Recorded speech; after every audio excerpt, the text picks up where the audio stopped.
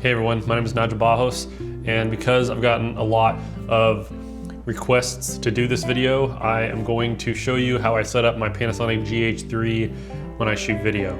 So first let's start off with codecs. The Gh3 can shoot a 72 megabit per second .mov 1080p codec, which is really good, and I mostly use that when I'm shooting a lot of stuff that I know I'm gonna have to do some grading on, or I just want to be able to tweak it a little bit more. I shoot in the 72 megabit per second codec, but one thing that you may not know is the 50 megabit per second codec, that actually has less noise in the shadows than the 72 megabit per second codec does. So a lot of you who have GH4s and have been asking me how I get my video to look so clean, part of it is because I'm shooting at the 50 megabit per second codec instead of the 72 megabit per second codec. I don't know why, but it just, in the shadows, 50 megabits per second is cleaner than the 72 megabit per second is. So that's something that I figured out with a lot of trial and error. The 72 megabit per second does give you a lot more detail and is a bit sharper, and honestly it looks better, especially when you're doing like landscape stuff or stuff with more of a dynamic range.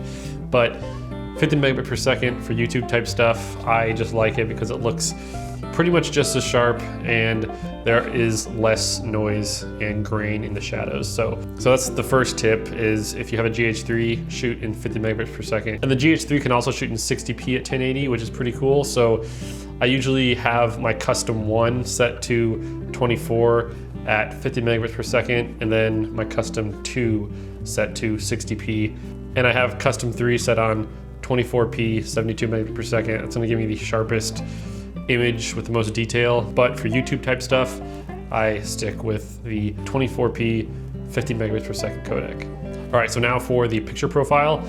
Now again, if you have a Panasonic camera, you can set your camera up the way I set my Gh3 up, because it should be pretty similar on any Panasonic camera, from like the Gh2 all the way up to the Gh5, the G6, G7. And all I do is I make a custom color profile. I start out with the neutral profile and I just tweak that one. I take the contrast all the way down as well as the saturation, and I actually leave the sharpening right where it is, right in the middle. A lot of people say that digital sharpening is the devil, and while that's probably true, I don't think that taking the sharpening down really helps me out that much. I just have to add sharpening again in post, which is kind of annoying. So I just keep the sharpening exactly where it normally is. And honestly, that's it. Other than the contrast and the saturation, those are the only two that I take all the way down.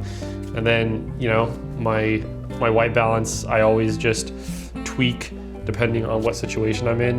The nice thing with the Gh3, and I'm sure plenty of the other Panasonic cameras, is that you can actually tweak the white balance. So you can actually, set your Kelvin, but you can also then tweak it a little more towards green, or towards magenta or blue or yellow or something like that. So that's kind of cool. I do that sometimes when I'm trying to get a specific look, especially just right inside the camera. Anyways, those are the settings that I use for my Panasonic Gh3.